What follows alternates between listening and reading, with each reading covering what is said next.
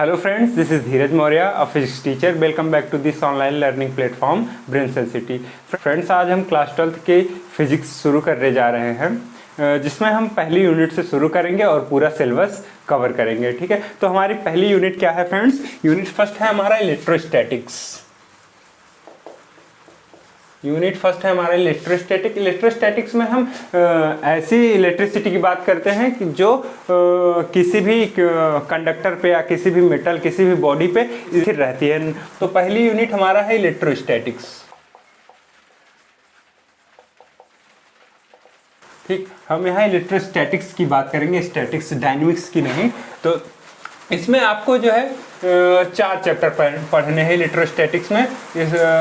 पहला है जो है आपका वो है electric charge and electric field.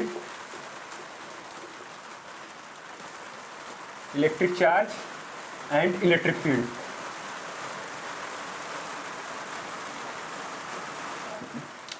वैद्युत आवेश, हिंदी में लिखें तो वैद्युत आवेश एंड वैद्युत क्षेत्र। पहला चैप्टर हो गया। और दूसरा चैप्टर जो हमको पढ़ना है वो दूसरा चैप्टर हमारा है Gauss's law, Gauss's theorem.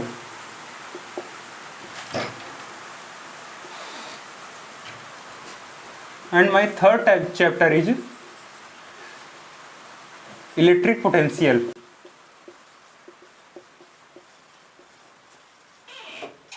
Electric potential वैद्युत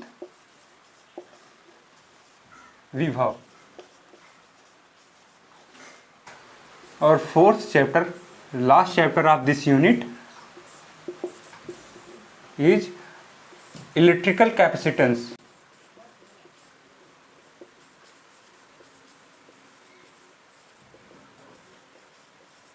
वैद्युत धारिता आप बोल सकते हैं इसको।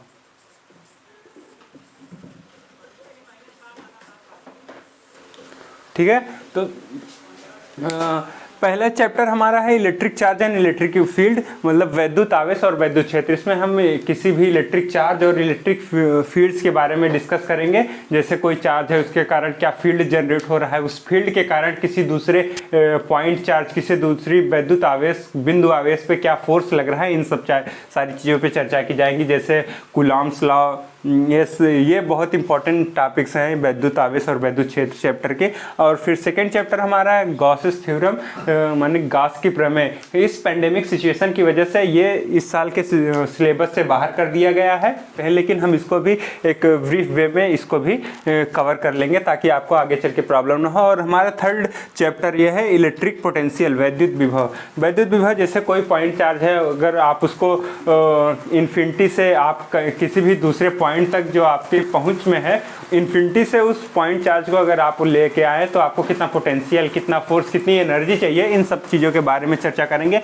और हमारा लास्ट चैप्टर है इलेक्ट्रिकल कैपेसिटेंस, वैद्युत धारिता, कि किसी भी बॉडी की, किसी भी मेटल की, किसी भी चार्ज कंडक्टर की कितनी कैपेसिटी होती है, वो कितना चार्ज अपने अंदर कंटेन कर सकता है, इन सब चीज़ों पे चर्चा करेंगे। और वो चार्ज कंटेन करके फिर कितना आउटपुट दे रहा है, कितना वोल्ट जनरेट कर रहा है, ये सब सारी चीज़ों पे चर्चा करेंगे। जैसे आप देखते होंगे कि आपके घर में इलेक्ट्रिकल अप्लायंस लगे हैं, जैसे आपके यहाँ फैन लगा है, आपके यहाँ इलेक्ट्रिकल मोटर्स हैं, तो उसमें उनको चलाने के लिए एक कांस्टेंट वोल्ट चाहिए होता है, जिसमें हम ये इलेक्ट्रिकल कैपेसिटेंस लगाते हैं, कैपेसिटर लगाते हैं, जिसको आप कंडेंसर भी बोलते हैं। तो कंडेंसर लगाते हैं तो वो कितना चार्ज कंटेन करता है, कितनी एनर्जी कंटेन करता है, किस तरह से वर्क करता है, हम उसके बारे में अपने फोर्थ चैप्टर इलेक्ट्रिकल कैपेसिटेंस वैद्युत धारिता में पढ़ेंगे।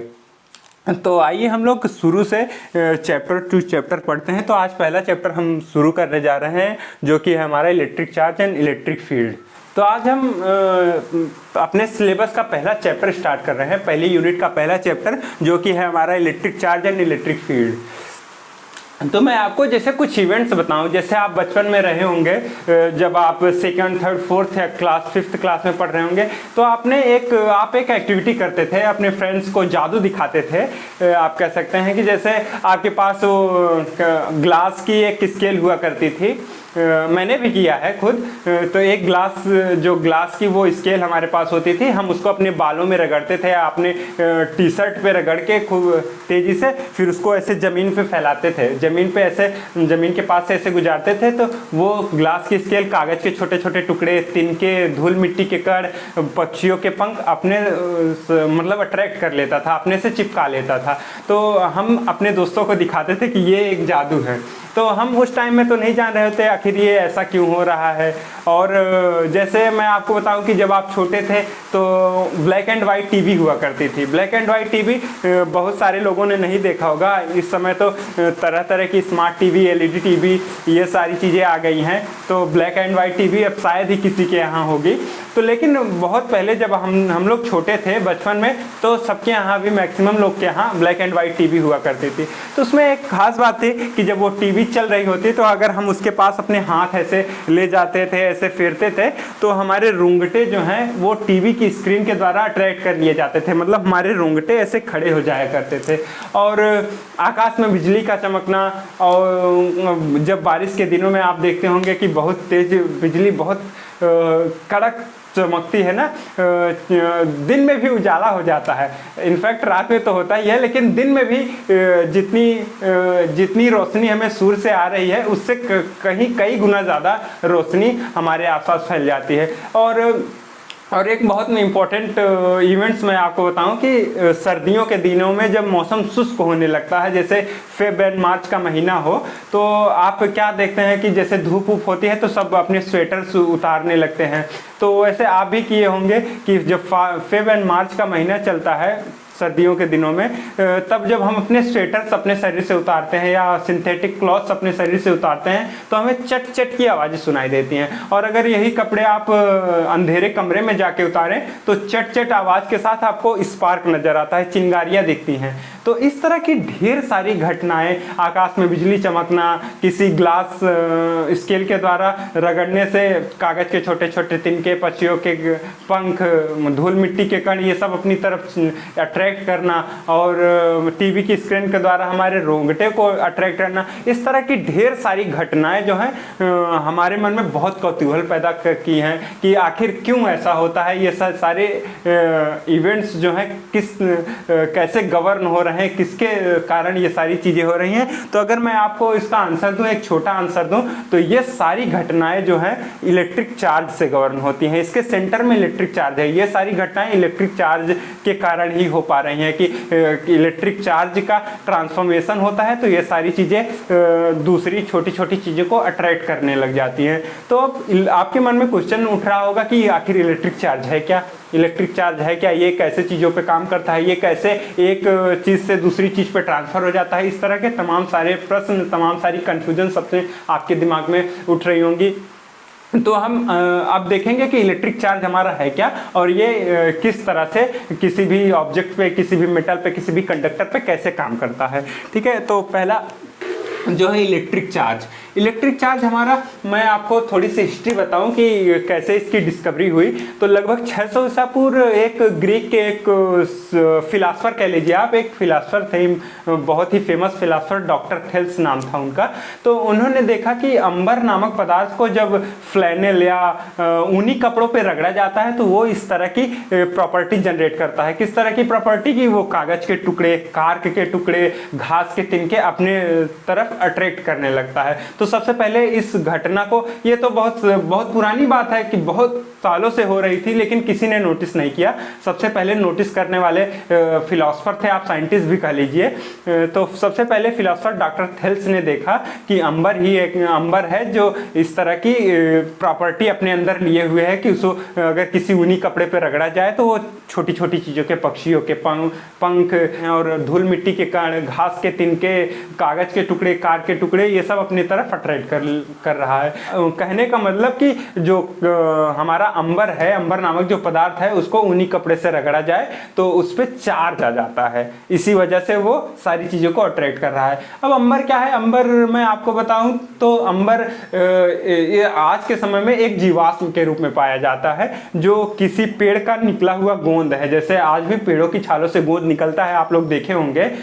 बेल का पेड़ ले लीजिए, आम के पेड़ ले लीजिए, तो उसमें देखिए कभी कभी किसी डिजीज के कारण या वैसे ही गर्मियों के दिनों में गोंद उसमें से निकलते हैं। तो उसी तरह का अंबर भी है कि बहुत पहले के समय में जब पेड़ हुआ करते थे, जिस टाइम डायनासोर के काल में, उस टाइम किसी पेड़ का निकला हुआ गोंद है। ये अभी चीज की पुष्टि नहीं हो पाई है कि वो किस पेड़ का गोंद है। तो वो आज के समय में एक जीवाश्म के रूप में पाया जाता है और वो किसी पेड़ का गोंद है, जो समय जब निकलता है तो एक गम की तरह लिक्विड टाइप में, पेस्ट टाइप में रहता है, लेकिन धीरे धीरे जैसे समय बीतता जाता है वो एक सॉलिड मटेरियल के रूप में चेंज हो जाता है, एकदम पत्थर की तरह कठोर हो जाता है।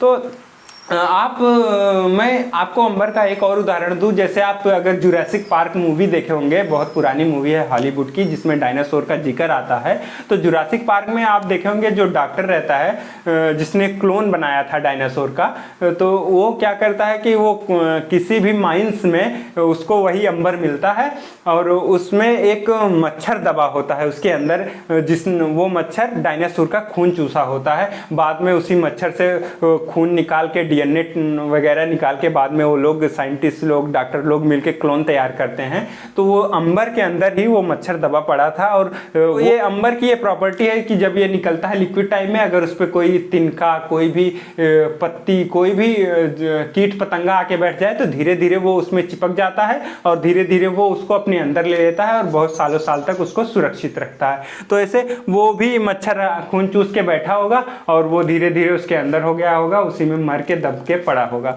ठीक है, तो ये अंबर है। आप उस मूवी को जब देखेंगे तो उसमें है। जब डॉक्टर थेल्स ने ये सारी चीज़ों पे अध्ययन किया तो उसके बाद, उनके बाद लगभग 2-2.5 हजार सालों तक इस पे कोई काम नहीं हुआ। इस फील्ड में कोई भी थेसिस नहीं लिखी गई, कोई भी डिस्कवरी नहीं हुई। उसके बाद लगभग 1600 ईस्वी में एक डॉक्टर गिलबर्ट, जो कि इंग्लैंड के बहुत फेमस साइंटिस्ट थे उस टाइम, उन्होंने इस एरिया में थोड़ा सी अपना योगदान दिया और डॉक्टर थेल्स की इस खोज को उन्होंने आगे बढ़ाया। तो उन्होंने ये देखा कि अंबर ही नहीं, इस नेचर में एग्जिस्ट करने वाले ऐसे बहुत सारी चीजें हैं जो अंबर की तरह किसी खास पदार्थों पर रगड़ने से अंबर की तरह ही एक अट्रैक्टिव प्रॉपर्टी जनरेट करते हैं कि दूसरी पक्षियों के पंख, घास के तिनके, धूल मिट्टी के कण, कार के टुकड़े, कागज के टुकड़े अपने तरफ अट्रैक्ट कर ले रहे हैं। तो जैसे मैं एक दो उदाहरण दे दूं आपको कि जैसे ग्लास का प्लेट है, आप उसको रेशम पे रगड़े तो वो भी छोटी छोटी चीज़ों को अपने साइड अट्रैक्ट करता है। आप एबोनाइट की छड़ ले लीजिए, एबोनाइट का राड। एबोनाइट एक कार्बन फाइबर है, तो उसको भी अगर आप बिल्ली की खाल पे रगड़े या ऊनी वस्त्रों पे रगड़े तो वो भी चार्ज हो जाता है और इस तरह की प्रॉपर्टी जनरेट करता है। तो कहने का मतलब कि रगड़ने से उस पर चार्ज आ जा रहा है। तो कहने का मतलब जैसे कांच की रॉड है, एबोनाइट की रॉड है, या इस तरह की ढेर सारी चीजें हैं जो इस नेचर में एग्जिस्ट कर रही हैं और वो किसी खास पदार्थों पे रगड़ने से अंबर की तरह उसमें भी अट्रैक्टिव प्रॉपर्टी जनरेट हो जाती है। कहने का मतलब खास पदार्थों पे रगड़ने से अट्रैक्टिव प्रॉपर्टी का जनरेट होना, इसका मतलब कि कोई ना कोई एनर्जी आ जा रही है उसके पास, जिस एनर्जी के कारण जो है वो घास के तिनके, कागज के टुकड़े अपने साइड अट्रैक्ट कर रहा है। अब वो एनर्जी कैसे जनरेट हो रही है, इसी के बारे में हम लोग आगे अपनी इस इलेक्ट्रोस्टैटिक्स में चर्चा करेंगे। तो वो एनर्जी, जो एनर्जी जिसके कारण वो घास के तिनकों पे, कागज के टुकड़ों पे एक फोर्स लगा के अपनी तरफ अट्रैक्ट कर रहा है, उसी एनर्जी को हम इलेक्ट्रिसिटी कहते हैं। इलेक्ट्रिसिटी आप बोल सकते हैं। आप इलेक्ट्रिसिटी को पहले डिफाइन कर लीजिए। तो हम अभी डिफाइन करते हैं कि हमारा इलेक्ट्रिक चार्ज क्या चीज है।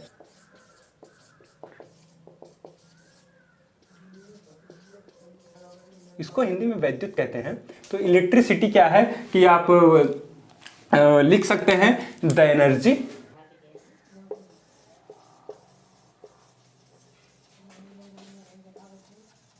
Due to which the property of attracting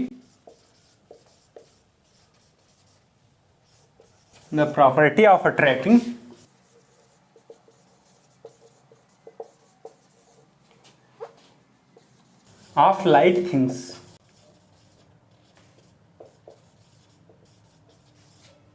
in amber या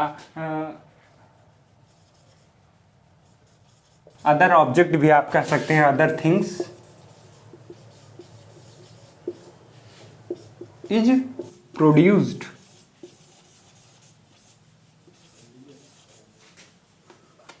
इज कॉल्ड इलेक्ट्रिसिटी।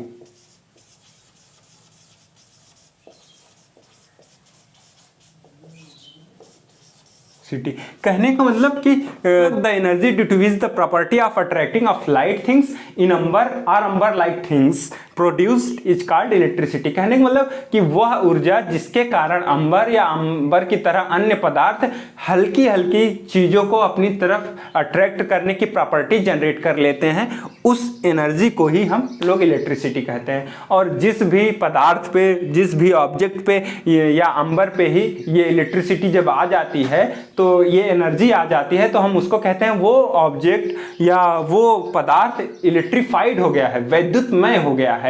जब वो एनर्जी उसके पास आ जाती है एनर्जी ग्रहण करने के बाद, या हम उसे दूसरे शब्दों में बोल सकते हैं कि वो चार्ज्ड हो गया है, आवेशित हो गया है। तो कहने का मतलब कि ये एनर्जी किसी भी अंबर पे या अंबर की तरह किसी भी पदार्थ पे तभी आएगी जब उस पदार्थ पे, उस ऑब्जेक्ट पे या उस मेटल पे इलेक्ट्रिक चार्ज आएगा। मतलब जो ये एनर्जी है वो इलेक्ट्रिक चार्ज की वजह से है, और इस एनर्जी के कारण ही वो छोटी छोटी चीज़ों को अपनी तरफ अट्रैक्ट कर रहा है। अब मैं एक ब्रीफ में आपको बताऊं कि जैसे कोई भी ऑब्जेक्ट है, आप कोई भी ऑब्जेक्ट ले लीजिए, ठीक है, ये कोई ऑब्जेक्ट है हमारा, ये घास के छोटे छोटे तिनके, धूल मिट्टी के कण, या ये सारी चीज़ें इस तरह से अपनी तरफ अट्रैक्ट कर रहा है। तो कहने का मतलब ये जो हमारा ऑब्जेक्ट है, इसमें इसके पास एक एनर्जी है जिसके कारण ये सारी चीज़ें अट्रैक्ट हो रही हैं इसके तरफ, ये सारी चीज़ें अट्रैक्ट हो रही हैं। ये जो पॉइंट्स, ये धूल मिट्टी के कण आप मान लीजिए, तो ये सारी चीज़ें इसके तरफ अट्रैक्ट हो रही हैं। अब ये अट्रैक्ट क्यों हो रही हैं? क्योंकि इसके पास एक एनर्जी है जिसको हम इलेक्ट्रिसिटी कहते हैं, जिसको हम इलेक्ट्रिसिटी कहते हैं। और ये एनर्जी आ कहाँ से रही है कि वो एनर्जी चार्ज के कारण आ रही है। वो जो हमारा ये पदार्थ है, आप देख रहे हैं, ये जो ऑब्जेक्ट है हमारा, ये जो पदार्थ है, ये जो मेटल है, कुछ भी आप कहें, तो ये इस पे ये एनर्जी इलेक्ट्रिसिटी कहाँ से आ रही है कि इस पे चार्ज आ रहा है। तो इसी चार्ज के कारण ही ये हमारा जो ये ऑब्जेक्ट है ये इलेक्ट्रीफाइड है, या इलेक्ट्रीफाइड या वैद्युतमय हो गया है, जिसके कारण से ये छोटी छोटी सारी चीज़ें, कागज के टुकड़े, धूल मिट्टी के कण, तिनके, पक्षियों के पंख अट्रैक्ट हो रहे हैं। तो कहने का मतलब कि वैद्युत आवेश के कारण ही उसमें वो एनर्जी जनरेट हो रही है। वैद्युत आवेश आप कह सकते हैं इलेक्ट्रिक चार्ज।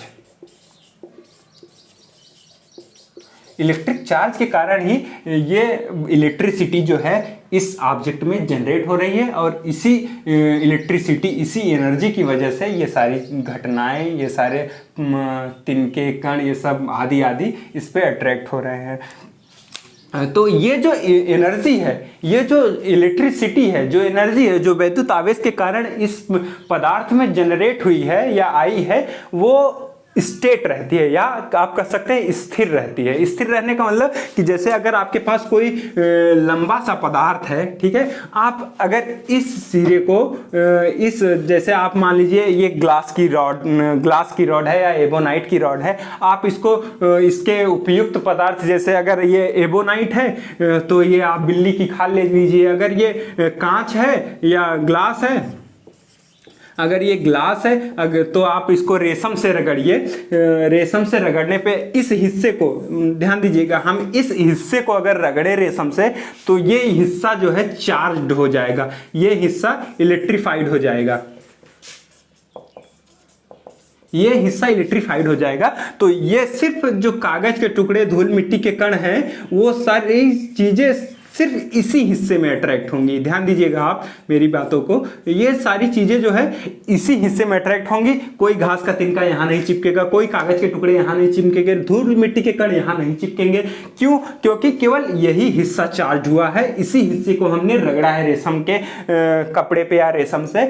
तो कहने का मतलब ये जो यहाँ चार्ज है, जो एनर्जी यहाँ है, वो फ्लो होके यहाँ नहीं आएगी।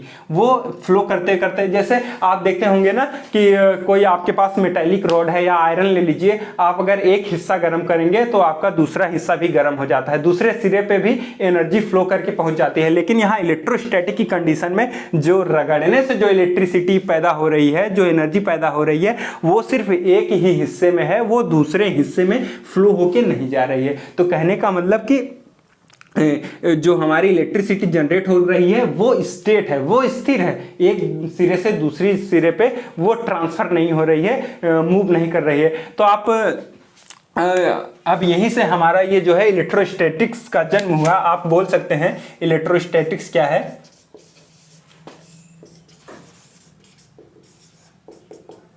इलेक्ट्रोस्टैटिक्स आपको आप डिफाइन कर सकते हैं, the branch of the physics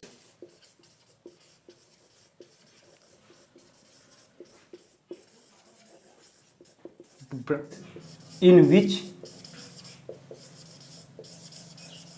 we study such things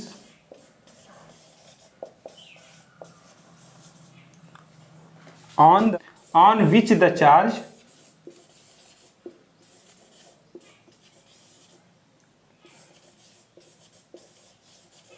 is fixed, is called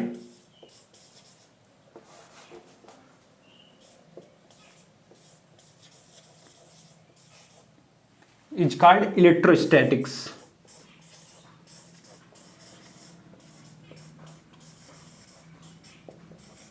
ठीक है फ्रेंड्स, तो आप बोल सकते हैं कि electrostatics the branch of physics in which we study such things on which the charge is fixed is called electrostatics. मतलब कि फिजिक्स की वो ब्रांच जिसमें चार्ज, इस हम उन चीजों के बारे में बात करते हैं जिन पे चार्ज स्थिर रहता है, जिन पे इलेक्ट्रिसिटी स्थिर रहती है, उस ब्रांच को हम इलेक्ट्रोस्टैटिक्स कहते हैं। फिजिक्स की वो ब्रांच जिनमें हम ऐसी चीजों का अध्ययन करते हैं, जिनमें ऐसी चीजों के बारे में हम पढ़ते हैं जिनमें जो है चार्ज स्टेट रहता है। ठीक, अब ये जो इलेक्ट्रिसिटी है या इलेक्ट्रिक चार्ज है, ये पैदा कैसे हो रहा है कि किसी भी हम ऑब्जेक्ट के किसी भी मटेरियल को किसी खास मटेरियल पे रगड़ने पे हमारे पास ये एनर्जी, हमारे पास ये चार्ज जनरेट हो रहा है। तो वो कैसे जनरेट हो जा रहा है? रगड़ने से जनरेट हो रहा है। तो इस तरह की इलेक्ट्रिसिटी को, इस तरह जो रगड़ने से इलेक्ट्रिसिटी जो पैदा हो रही है, इस तरह की इलेक्ट्रिसिटी को हम फ्रिक्शनल इलेक्ट्रिसिटी कहते हैं, घर्षण वैद्युत कहते हैं, क्योंकि ये रगड़ने से जनरेट हो रहा है। तो इस तरह की इलेक्ट्रिसिटी को हम क्या कहते हैं? Frictional electricity. फ्रिक्शनल इलेक्ट्रिसिटी, ठीक। ये क्योंकि ये किसी भी ऑब्जेक्ट को रब करने से, किसी भी मटेरियल को दूसरे उपयुक्त मटेरियल पर रगड़ने से इलेक्ट्रिसिटी जनरेट हो रही है, इसलिए इसको हम फ्रिक्शनल इलेक्ट्रिसिटी कहते हैं।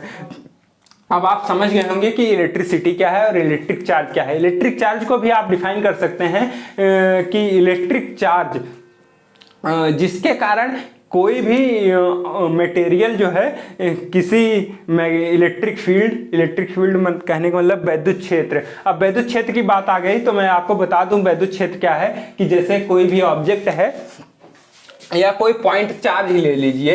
पॉइंट चार्ज कहने का मतलब कि एक आइसोलेटेड पॉइंट है जो चार्ज है, जिसके पास ये एनर्जी है। या बहुत छोटी थिंग ले लीजिए तो वो उसके पास ये एनर्जी है कि वो दूसरी चीज़ों को अट्रैक्ट कर ले रहा है। जैसे मैग्नेट होता है, आपको मैं बता दूं मैग्नेट होता है। मैग्नेट क्या करता है कि आप दूसरे मैग्नेट को या किसी आयरन को उसके पास ले जाते हैं तो वो अट्रैक्ट कर ले जाता है, लेकिन अगर थोड़ा दूर रहता है तो पूरी तरह से अट्रैक्ट नहीं कर पाता है। लेकिन आपको यहाँ फील होगा, जैसे आप इसको ऐसे मूव कराएंगे तो आपको फील होगा कि यहाँ से भी वो अट्रैक्ट कर पा रहा है, लेकिन इतनी एनर्जी इस मैग्नेट के पास नहीं है कि ये दूसरी चीजों को अपनी तरफ अट्रैक्ट कर पाए। लेकिन आपको फील होगा कि यहाँ भी ये मैग्नेटिक फील्ड है। उसी तरह से ये हमारा इलेक्ट्रिक फील्ड भी है कि किसी चार्ज पे अगर मान लीजिए क्यू चार्ज इस पे है इसके पास, तो इसके पास ऐसे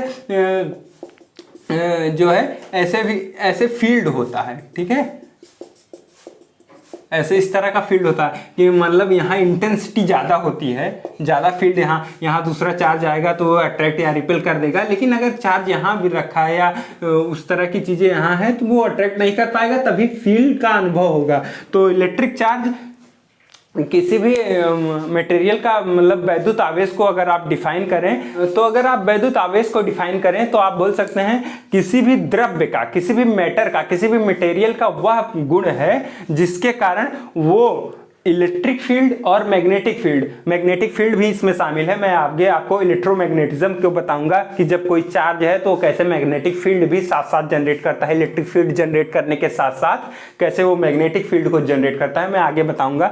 तो आप अभी डिफिनीशन इतना सा समझ लीजिए कि किसी भी जो है वैद्युत आवेश किसी भी मटेरियल की, किसी भी द्रव्य का वो प्रॉपर्टी है जिसके कारण वो electric field, magnetic field generate करता है और उसका अनुभव करता है। ठीक है, तो अगर मैं यहां लिखूं कि इलेक्ट्रिक फील्ड,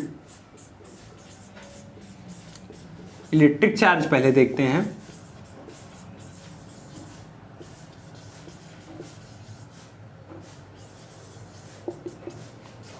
इसको आप वैद्युत आवेश,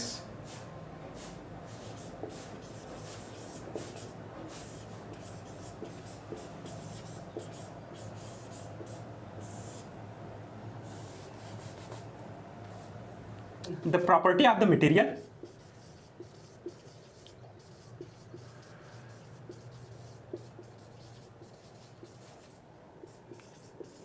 द प्रॉपर्टी ऑफ मटेरियल, किसी भी पदार्थ का वह गुण ड्यू टू विच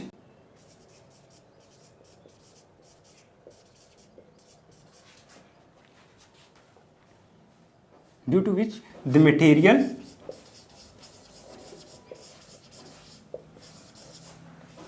जनरेट, आप प्रोड्यूस कह सकते हैं, produced or feels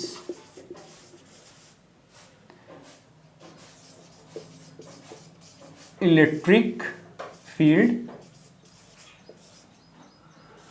are magnetic field.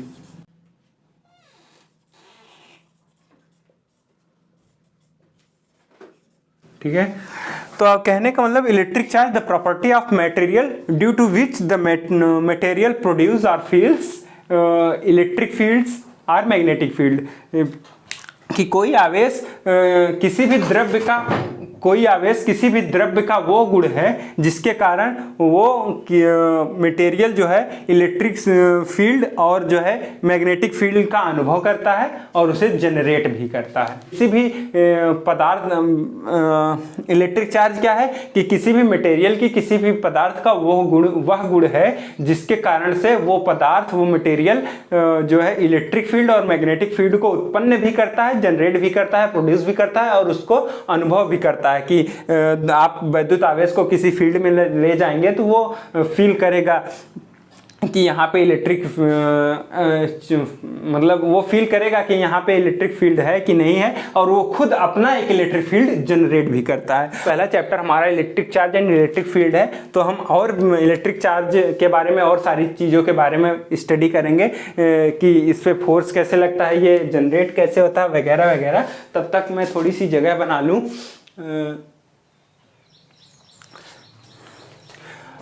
अब हम लोग इलेक्ट्रिक चार्ज, वैद्युत आवेश के बारे में थोड़ा सा और भी चीज़ें जानेंगे कि ये क्या है, कैसे है, इसको नाम कैसे दिया गया, इसके टाइप्स कितने हैं, इसकी प्रॉपर्टी क्या है।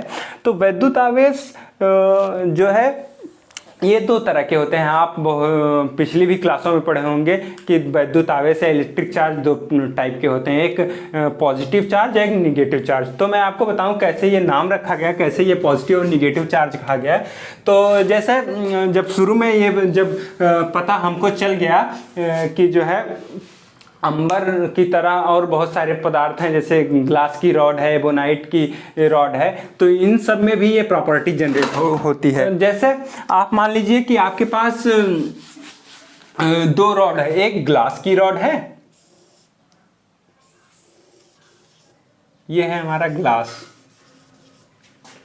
और हमारे पास एक दूसरा रॉड है एबोनाइट। ठीक है। दूसरा रॉड है हमारे पास एबोनाइट का। ठीक, अब इसको इसके उपयुक्त पदार्थ पे रगड़ना है हमको, और इसको इसके उपयुक्त पदार्थ पे रगड़ना है। तो एबोनाइट की रॉड को जो है हम बिल्ली की खाल पे रगड़ेंगे।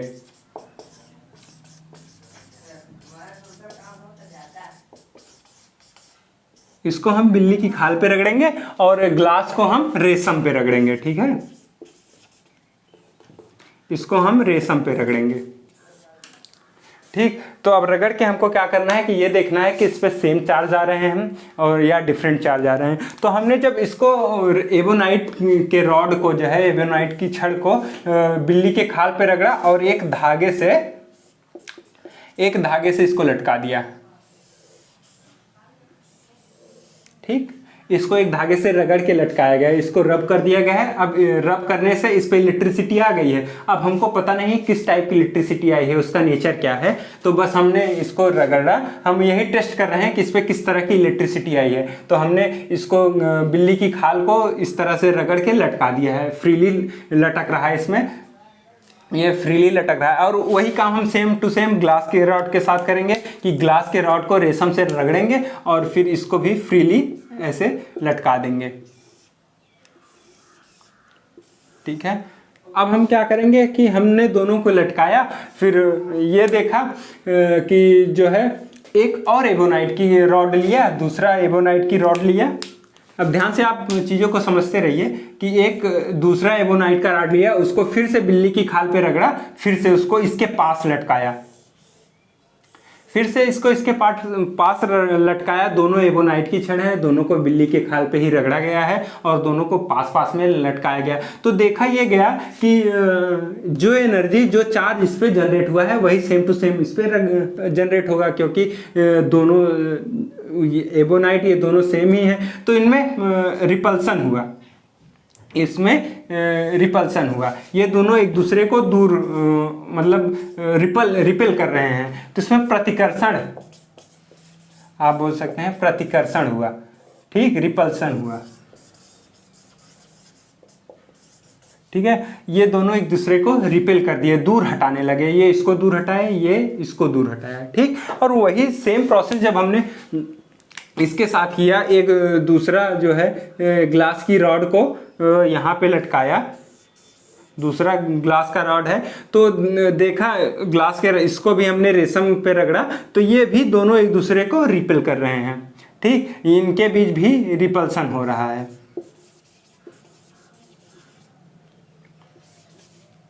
इनके बीच भी रिपल्सन हो रहा है। ठीक, तो मतलब कि अगर सेम तरह के, आप देखिए, आप जो एनर्जी इसमें जनरेट हुई, जो एनर्जी इसमें जनरेट हुई, दोनों सेम थी। जो चार्ज इस पे आया, जो चार्ज इस पे आया, दोनों सेम था, इसलिए इनमें रिपल्सन हुआ। मतलब अब इस इवेंट से, इस प्रैक्टिकल से आपको ये समझ में आया कि सेम चार्जेस जो हैं, सेम टाइप के चार्जेस एक दूसरे को रिपेल करते हैं, एक दूसरे को दूर हटाते हैं, एक दूसरे को प्रतिकर्षण करते हैं। लेकिन अब पहला स्टेप हमने ग्लास के रॉड को रेशम से रगड़ के, दो ग्लास की रॉड लिया जिसको रेशम से रगड़ के ऐसे पास पास लाया, तो ये दोनों एक दूसरे को रिपेल करने लगे, दूर हटाने लगे। वो उसके बाद हमने एबोनाइट की छड़ लिया, एबोनाइट की रॉड लिया जिसको बिल्ली के खाल पे रगड़ा और उन दोनों को भी पास मिलाया, तो भी ये दोनों एक दूसरे को रिपेल करने लगे। लेकिन अब हम क्या करेंगे कि एक ग्लास की रॉड लेंगे, एक एबोनाइट की रॉड, अब इन दोनों को एक पास पास में लटकाएंगे। आप यहां ध्यान से देखते रहिए। अब हम इसको पास पास ले आएंगे। ठीक है, अब हम इसको पास पास ले आए। सॉरी, ये एबोनाइट है, इसको हम ब्लैक से दिखाएंगे। ठीक, ये एबोनाइट है। तो जब इसको ले आए तो ये देखे कि ये एक दूसरे को अट्रैक्ट कर रहा है, यहां फोर्स ऑफ अट्रैक्शन लग रहा है।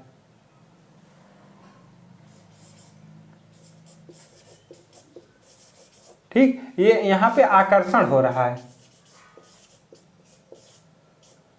ठीक, यहां पे आकर्षण, मतलब ये हमारा ग्लास है, ये और ये हमारा एबोनाइट है। ये हमारा एबोनाइट है। जब दोनों को एक दूसरे के पास लाया गया है तो ये एक दूसरे को अट्रैक्ट करने लगा, आकर्षण करने लगा। तो हमने रेंडमली एक का नाम पॉजिटिव दे दिया, एक का नाम निगेटिव दे दिया। तो लेकिन यहाँ से एक प्रॉपर्टी हमको ये समझ में आई, किसी भी चार्ज की एक प्रॉपर्टी ये निकल के आई कि सेम चार्जेस के बीच हमें रिपल्सन, फोर्स ऑफ रिपल्सन काम करता है, ये एक दूसरे को रिपेल करते हैं। और जब डिफरेंट डिफरेंट चार्जेस होते हैं तो उनके बीच फोर्स ऑफ अट्रैक्शन होता है। तो बेंजामिन फ्रैंकलिन जो हमारे बहुत फेमस साइंटिस्ट हुए, उन्होंने 1750 ईस्वी में इसका नाम दिया कि एक को निगेटिव चार्ज कहा, एक को निगेटिव चार्ज कहा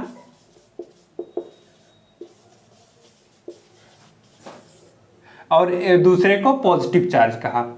ठीक है, एक को निगेटिव चार्ज कहा और एक को पॉजिटिव चार्ज।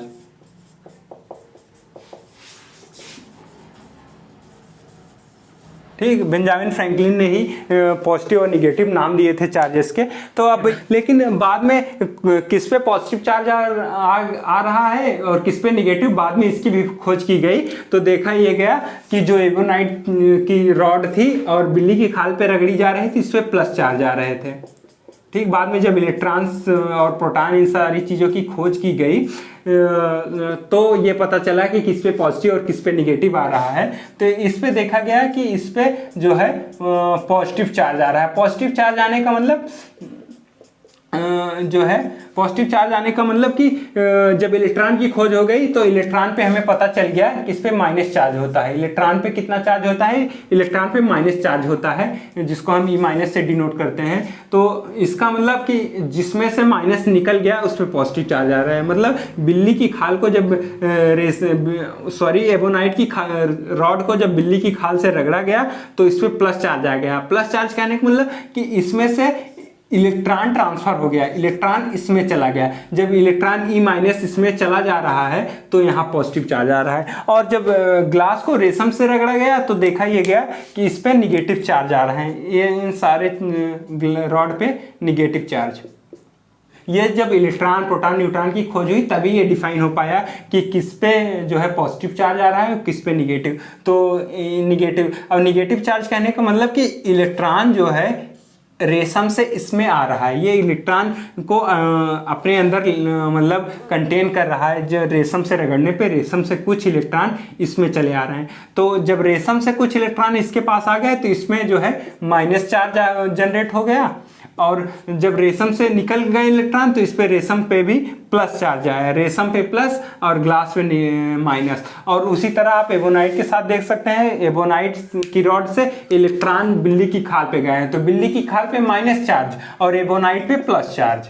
ठीक, और प्लस चार्ज एबोनाइट पे प्लस चार्ज और ग्लास में निगेटिव चार्ज। तो इसमें अट्रैक्शन, इसमें जो है निगेटिव चार्ज, इसमें प्लस चार्ज, तो इसमें अट्रैक्शन हुआ। इसमें सेम सेम प्लस चार्ज है, रिपल्सन हुआ। इसमें सेम सेम माइनस चार्ज है तो रिपल्सन हुआ। तो यहाँ से हमें एक प्रॉपर्टी का पता चल गया है कि इलेक्ट्रिक चार्ज की एक प्रॉपर्टी का पता चल गया कि सेम चार्जों के बीच, चाहे वो प्लस पॉजिटिव चार्ज हो या निगेटिव चार्ज, सेम चार्जों के बीच हमेशा रिपल्सन होगा, अट्रैक्शन कभी नहीं होगा। और डिफरेंट टाइप के चार्ज के बीच, चाहे प्लस माइनस हो या माइनस प्लस, उसमें हमेशा अट्रैक्शन होगा।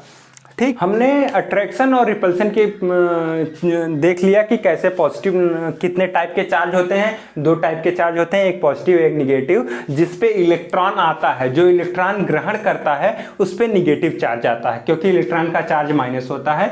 और जिससे इलेक्ट्रॉन ट्रांसफर होकर दूसरे ऑब्जेक्ट पे चला जाता है उसमें पॉजिटिव चार्ज आ जाता है, क्योंकि इलेक्ट्रॉन जब निगेटिव चार्ज निकल गया तो बचा क्या? Positive charge. ठीक, तो अब हम इलेक्ट्रिक चार्ज की प्रॉपर्टी पे डिस्कस कर लें थोड़ा सा। इसकी क्या प्रॉपर्टी होती है?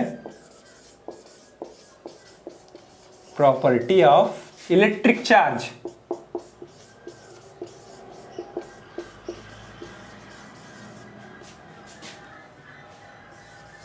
ठीक, प्रॉपर्टी ऑफ इलेक्ट्रिक चार्ज, वैद्युत आवेश के गुण।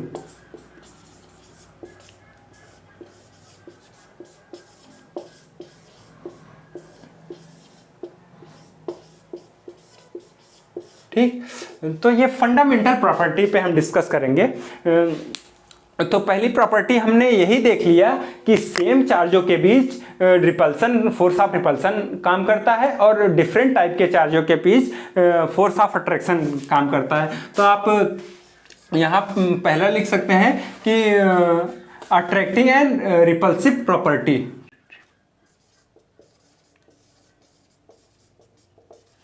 अट्रैक्टिंग एंड रिपल्सिव, ठीक है। एंड अब दूसरी प्रॉपर्टी, हमने पहली प्रॉपर्टी पे डिस्कस कर लिया कि सेम चार्जों के बीच रिपल्सन और डिफरेंट चार्जों के बीच अट्रैक्शन। और हमारी दूसरी प्रॉपर्टी क्या है कि कंजर्वेशन ऑफ चार्ज।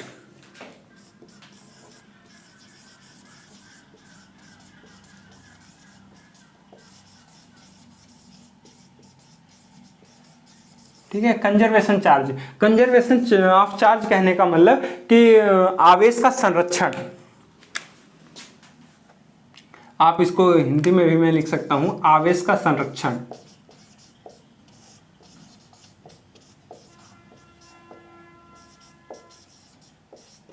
ठीक है, आवेश का संरक्षण। आवेश का संरक्षण कहने का मतलब कि जब आपने देखा था कि हमने ग्लास के रॉड को, ये हमारा ग्लास है, ग्लास के रॉड को जब रेशम पे रगड़ा था तो इस पे क्या आया था, इस पे निगेटिव चार्ज आए थे, ठीक, और रेशम पे प्लस चार्ज आया था। क्योंकि जो इलेक्ट्रॉन माइनस है रेशम से जो है निकल के जो है ऐसे ये ग्लास पे चला आया था। ठीक है, मतलब इलेक्ट्रॉन इसमें से निकला तो इस पे प्लस चार्ज, इस पे इलेक्ट्रॉन ज़्यादा हो गया तो माइनस चार्ज, क्योंकि इलेक्ट्रॉन के पास निगेटिव चार्ज होता है। तो कहने का मतलब कि जितना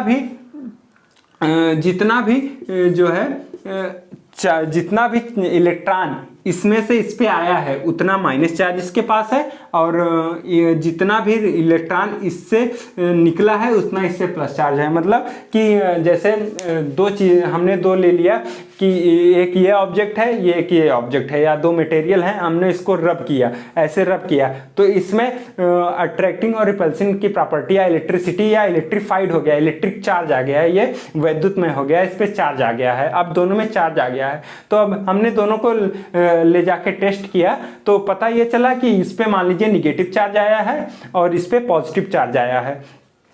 तो जितनी क्वांटिटी निगेटिव चार्ज की इस पे है, पहले तो ये न्यूट्रल था लेकिन रगड़ने से ये चार्ज हो गया, तो जितना चार्ज इस पे निगेटिव है उतना सेम टू सेम इस पे चार्ज है लेकिन पॉजिटिव है। मतलब अगर एक इलेक्ट्रॉन इस पे गया है तो इस पे एक निगेटिव चार्ज आएगा और इसमें एक पॉजिटिव चार्ज आएगा। अगर इसमें से दो इलेक्ट्रॉन निकल के इस पे आया है तो इसमें दो माइनस चार्ज हुआ और इस पे दो पॉजिटिव चार्ज हुआ। तो कहने का मतलब कि अब देखिए आप, इस जो हमने रगड़ा है इस प्रैक्टिकल में या इस एक्सपेरिमेंट में हमें चार्ज जो है ये कंजर्वेटिव है, कंजर्वेशन हो रहा है चार्ज का, कि मतलब चार्ज नष्ट नहीं हो रहा है, डिस्ट्रॉय नहीं हो रहा है, बस वो एक मटेरियल से दूसरे मटेरियल पे ट्रांसफर हो रहा है। बीच में कहीं भी कोई भी चार्ज के साथ डिस्टरबेंस नहीं हो रहा है, वो निकल के कहीं अन्यत्र डिस्ट्रॉय नहीं हो रहा है कि जितना चार्ज इससे निकला था उतना चार्ज इस पे आया, जितना इस पे निगेटिव चार्ज आया है उतना इस पे पॉजिटिव चार्ज आया है।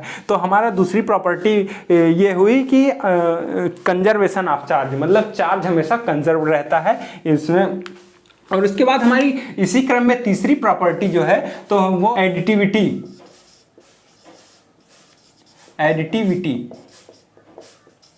दूसरी हमारी प्रॉपर्टी ये है additivity property.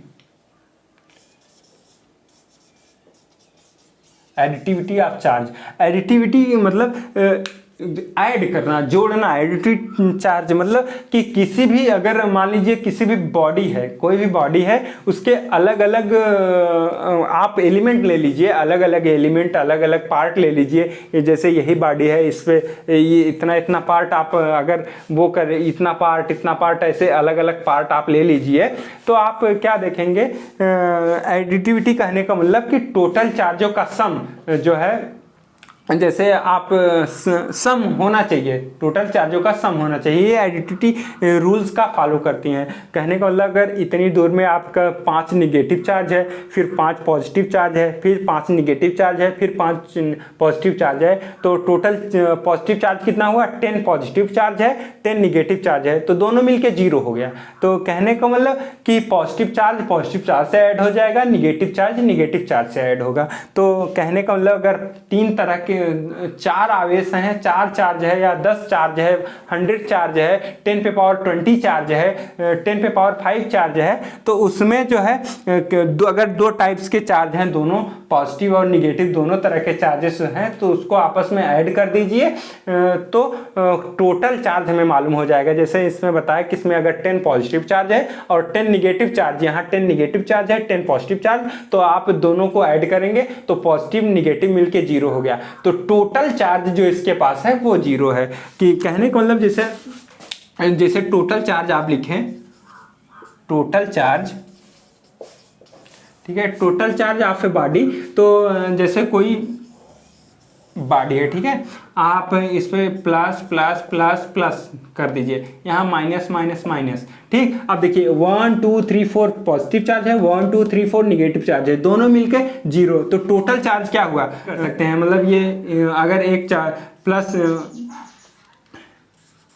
Plus Q plus plus Q plus plus Q, तो जैसे अगर आप लिखें तो Q plus plus Q plus plus Q plus plus Q plus, ठीक है।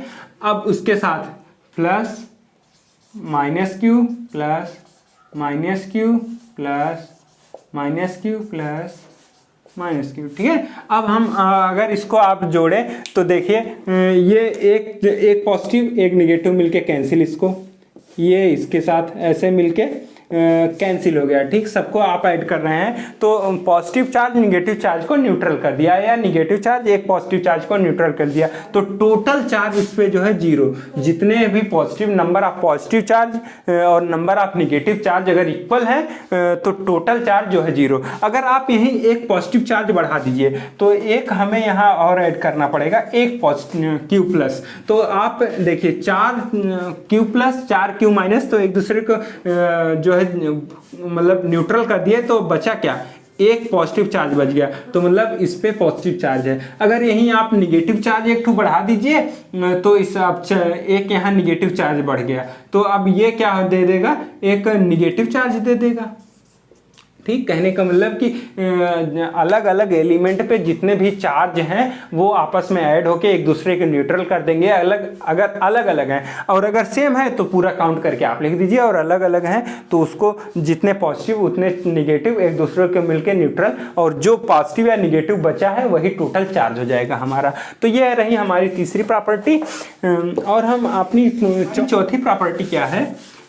हमारी चौथी प्रॉपर्टी ये है effect of velocity.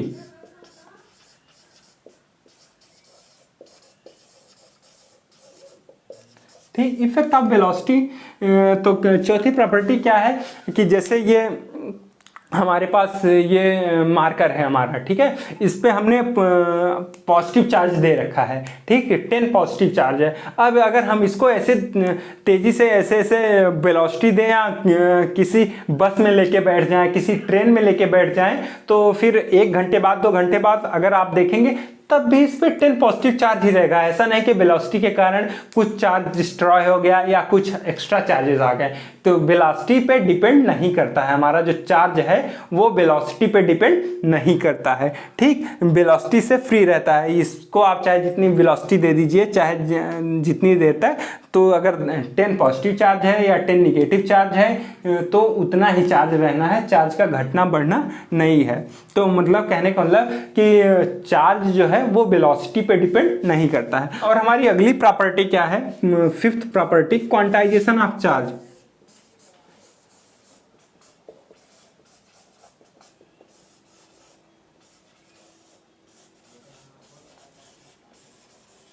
Quantization of charges कहने का मतलब क्वांटाइजेशन ऑफ चार्ज कहने का मतलब कि आप ध्यान से समझिए कि हमने बताया था कि जैसे जब दो चीज़ें एक दूसरे पे रब की जाती हैं, जैसे दो चीज़ें एक दूसरे पे रब हुई, एक पे पॉजिटिव चार्ज आया और दूसरे पे निगेटिव चार्ज आया, तो अगर इस पे 5 पॉजिटिव चार्ज आया है तो इस पे 5 निगेटिव चार्ज आएगा। ठीक, अब ये देखिए चार्ज 5 निगेटिव चार्ज कैसे आया, कि इस पे 5 पॉजिटिव चार्ज कैसे आया, तो 5 पॉजिटिव चार्ज हम यहाँ लिख के आपको समझाऊं। ठीक, इस पे पॉजिटिव चार्ज, ठीक, इस पे पॉजिटिव चार्ज आया है और इस पे हमारा निगेटिव चार्ज, इस पे 5 निगेटिव चार्ज, इसमें 5। तो कहने का मतलब जब ये दोनों चीजें एक दूसरे पे रब की गई थी तो क्या हुआ था, इससे इलेक्ट्रॉन इस पे निकल के आया था ई माइनस। ठीक, ई माइनस 5, ई माइनस जो है इस पे गया है, 5 निगेटिव चार्ज आया, इस पे 5 पॉजिटिव चार्ज हो गया। तो कहने का मतलब कि इस पे हम कितना भी कम रगड़े, या तो 1 इलेक्ट्रॉन जाएगा इस पे, या 2 इलेक्ट्रॉन जाएगा, या 3 इलेक्ट्रॉन जाएगा, या 4 या 5, ऐसे चाहे। ऐसा नहीं है कि 1/2 इलेक्ट्रॉन इस पे चला जाए, ऐसा नहीं है कि 1/2 इलेक्ट्रॉन चला जाए, 1/2 इलेक्ट्रॉन इससे इस पे ट्रांसफर नहीं होगा। तो यही क्वांटाइजेशन कहने का मतलब कि जो है एक इंटीजर नंबर में ये एक दूसरे पे ट्रांसफर होते हैं। ऐसा नहीं कि 1.5, 2.5, 3.5 इतना चार्ज इस पे चला जा रहा है। जब भी जाएगा एक इंटीजर नंबर से इंटीजर नंबर में ही जाएगा, 1 चार्ज, 2 चार्ज, 10 पे पावर 12 चार्ज, 10 पे पावर 20 चार्ज, इसी तरह से जाएगा। जैसे मैं अगर मैथमेटिकली डिफाइन करें तो Q equal to plus minus N E, तो यहाँ पे n क्या है हमारा, n इक्वल टू आप लिख सकते हैं 1, 2, 3, ठीक, और हमारा E क्या है, E पे जो है 1.6 इंटू 10 पावर माइनस 19 कूलाम, इतना कूलाम निगेटिव चार्ज। ठीक है, तो कहने का मतलब जो है इतना कूलाम जो है चार्ज की यूनिट है। हम आपको बताना भूल गए कि इतना अगर किसी भी जो जैसे इलेक्ट्रॉन है, इलेक्ट्रॉन पे इतना चार्ज होता है वो, और ये निगेटिव चार्ज होता है। तो जैसे आप मान लीजिए, मैं आपको एक एग्जांपल लेके समझाता हूँ कि आपके पास की किसी भी कोई भी मटेरियल है जिसपे मान लीजिए आप 8 पॉइंट समथिंग -17, ये क्या है, इतना कूलाम का निगेटिव चार्ज है। ठीक है, इतना निगेटिव चार्ज है। तो आप निगेटिव चार्ज कहने का मतलब कि इलेक्ट्रॉन इस पे ज़्यादा है, इस पे टोटल चार्ज क्या हो गया, उसको आप क्यू मानेंगे। तो टोटल चार्ज 8.0 इंटू 10 पावर -70, और ई की वैल्यू आप जानते हैं 1.6 इंटू 10 पावर -19। ठीक, अब आपको ये देखना है कि n कितना है। n कहने का मतलब कितना इलेक्ट्रॉन जो है इस बॉडी पे, इस मटेरियल पे ज़्यादा है सामान्य अवस्था से। जब ये न्यूट्रल था तो इलेक्ट्रॉन मतलब ज़्यादा नहीं थे, जितने इलेक्ट्रॉन थे, जब ये चार्ज हो गया तो कितने इलेक्ट्रॉन बढ़ गए, कि जब ये निगेटिव चार्ज आ गया तो कितने इलेक्ट्रॉन बढ़ गए। तो आप जानते हैं Q equal to N E, तो आपको n निकालना है। तो n इक्वल टू आप क्या कह सकते हैं, Q अपॉन ई। तो निगेटिव चार्ज है तो आप यहाँ माइनस लगा सकते हैं क्योंकि प्लस माइनस होता है। तो Q इक्वल टू हमें मिला है 8 इंटू 10 पावर -70, ठीक है, और E 1.6 इंटू 10 पावर -19, ठीक है। तो अब आप इसको सॉल्व करेंगे तो आपका आएगा जो है ये आ जाएगा आपका 5 इंटू 10 पावर 2, ठीक है। इतना इलेक्ट्रॉन आपको जो है इस बॉडी पे सामान्य अवस्था से एक, जब वो न्यूट्रल था, जब ये मटेरियल न्यूट्रल था, तब से इतना इलेक्ट्रॉन इस पे अधिक है, इसलिए टोटल चार्ज कितना है, इस पे इतना कूलाम निगेटिव चार्ज आ गया है। जैसे अगर आपको कहा जाए कि किसी भी बॉडी पे आप दूसरा एग्जांपल लेके समझिए, 1 कूलाम निगेटिव चार्ज है, ठीक है, 1 कूलाम, 1 कूलाम अगर निगेटिव चार्ज है तो अब आप क्वांटाइजेशन लगाइए तो कितने इलेक्ट्रॉन है। अगर 1 कूलाम निगेटिव चार्ज तो उस पर सामान्य अवस्था से कितने इलेक्ट्रॉन अधिक हैं। तो आप Q इक्वल टू यहाँ क्या हो गया हमारा 1, n इक्वल टू हमें फाइंड करना है, और हमारा जो है इलेक्ट्रॉन पे कितना आवेश होता है आपको पता ही है 1.6। तो आप अगर 1 कूलाम आवेश है, यहाँ थोड़ा सा जगह है तो यहाँ हम समझ लेते हैं, अगर 1 कूलाम आवेश है तो कितने इलेक्ट्रॉन ज़्यादा हैं, तो 1/1.6 into 10⁻⁻19 equal to number of electrons. तो इसको आप सॉल्व कर लीजिए, आपको पता चल जाएगा कि इस मटेरियल पे अगर 1 कूलाम निगेटिव चार्ज है, अगर 1 कूलाम निगेटिव चार्ज है, ठीक है, तो कितना इलेक्ट्रॉन सामान्य अवस्था से ज़्यादा है। तो आप इसको सॉल्व करके आप आंसर हमें कमेंट बॉक्स में दीजिए, ठीक है। तो फिर अब अगली क्लास में हम ये चर्चा करेंगे कि ये किसी भी मटेरियल पे निगेटिव चार्ज और पॉजिटिव चार्ज आने से उसमें किस तरह की प्रॉपर्टी आती है। जैसे इस निगेटिव चार्ज के आने की वजह से मटेरियल्स में क्या क्या चेंजेस होते हैं, और हम अगली क्लास में कूलॉम्स लॉ की भी बात करेंगे, जिनके नाम पे ही चार्ज की यूनिट कूलाम रखी गई है। तो किस तरह से कूलॉम्स लॉ का क्या है, 2 पॉइंट चार्ज किस तरह से इलेक्ट्रिक फील्ड क्या जनरेट करते हैं, इन सब सारी चीज़ों पे हम अपनी अगली क्लास में चर्चा करेंगे। और आपको ये बताएंगे कि किसी भी मटेरियल में, किसी भी बॉडी पे अगर चार्ज आ जाता है तो वो किस तरह की प्रॉपर्टी शो करता है। तीन जैसे कौन सी मटेरियल कंडक्टर है, कंडक्टर कहने का मतलब किसमें चार्ज आसानी से फ्लो हो सकता है, कौन सा डाइइलेक्ट्रिक है, कौन सा जो है इंसुलेटर है, इन सब सारी चीज़ों पे चर्चा करेंगे। और जैसे हमने बताया कि यहाँ हमने जितनी भी इलेक्ट्रिसिटी जनरेट की थी, जितनी भी इलेक्ट्रिक चार्ज जनरेट किया था, वो सब कैसे जनरेट किया था कि 2 ऑब्जेक्ट को रगड़े थे। और हम ये भी बताएंगे कि आवेश के रगड़ने के अलावा भी कितने टाइप से हम किसी भी ऑब्जेक्ट पे, किसी भी बॉडी में चार्ज जनरेट कर सकते हैं। कहने का मतलब कि आवेश लाने की या इलेक्ट्रिक चार्ज लाने की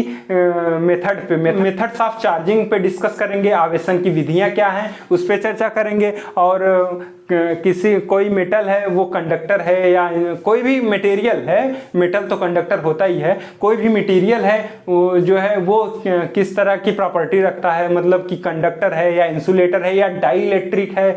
और इसमें और हम एक बहुत इंपॉर्टेंट लॉ कूलॉम्स लॉ पे चर्चा करेंगे कि हमारा कूलॉम्स लॉ क्या कहता है। जब चार्जों के बीच इंटरेक्शन होता है, चार्ज को एक दूसरे के समीप लाते हैं, तो उसमें क्या क्या किस तरह का फोर्स जनरेट होता है, कितनी एनर्जी होती है। तो इन सब सारी चीज़ों पे हम अपनी अगली क्लास में चर्चा करेंगे। तब तक के लिए बाय बाय, हैप्पी लर्निंग।